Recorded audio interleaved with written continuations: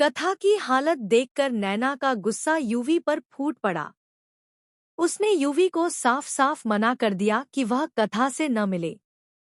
जी हाँ दोस्तों, सीरियल कभी नीम नीम कभी शहद शहद के आने वाले ट्रैक में दिखाया जाएगा कि कैसे यूवी, जो पहले ही कथा की भावनाओं को ठेस पहुंचा चुका है, अब एक और बड़ी गलती करने जा रहा है।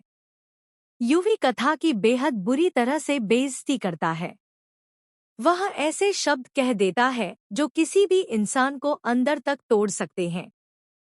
इस अपमान से आहत होकर कथा घर छोड़ देती है। लेकिन कहानी यहीं नहीं रुकती। आगे आने वाला है एक बहुत बड़ा हादसा। कथा का एक्सीडेंट होता है और उसे गहरी चोट लगती है। जैसे ही यूवी को पता चलता है कि कथा गंभीर हालत में है, वह दौड़ता हुआ अस्पताल पहुंचता है। वहां उसे एहसास होता है कि उसने कथा के साथ कितना गलत किया।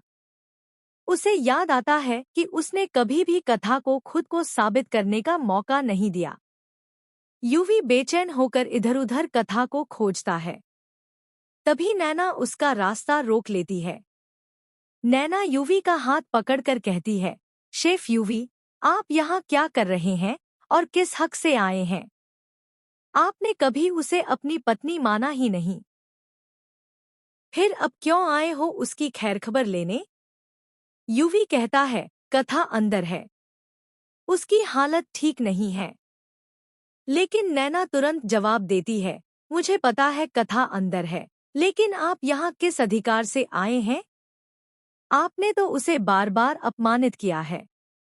आपने उसे कभी पत्नी का सम्मान नहीं दिया। अब क्यों आए हो? दोस्तों, यहीं से कहानी लेगी एक बड़ा मोड़। नैना यूवी को उसकी एक एक गलती याद दिलाती है। वह कहती है, आज मेरी बहन जिंदगी और मौत के बीच जूझ रही है और इसकी वजह सिर्फ आप है।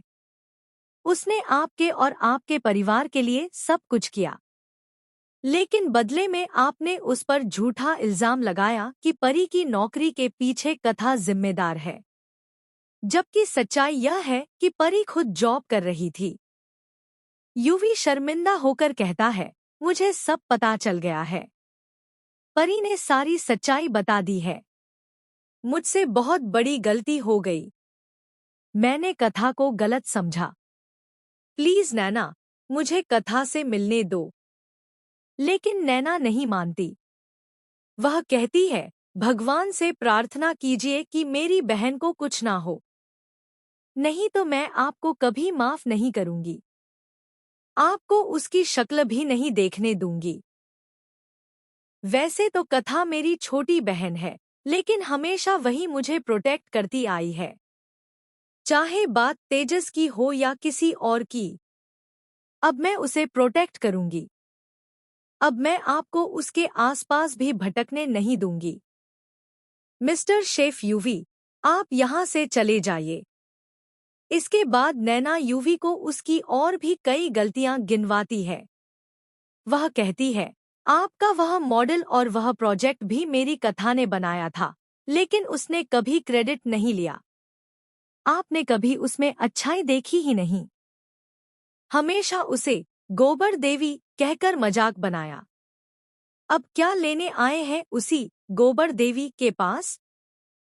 यह सब सुनकर यूवी को अपनी हर गलती का एहसास होता है।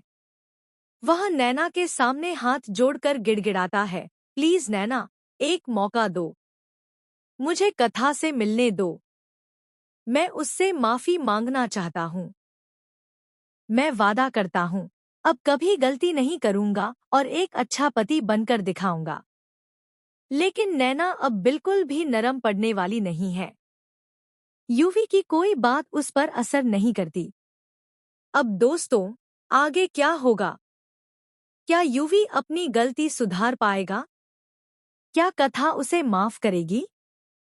क्या उनका रिश्ता फिर से जुड़ पाएगा? यह सब देखना होगा इस इमोशनल ड्रामा से भरे अपकमिंग एपिसोड्स में। तो बने रहिए हमारे साथ और जानिए कभी नीम नीम कभी।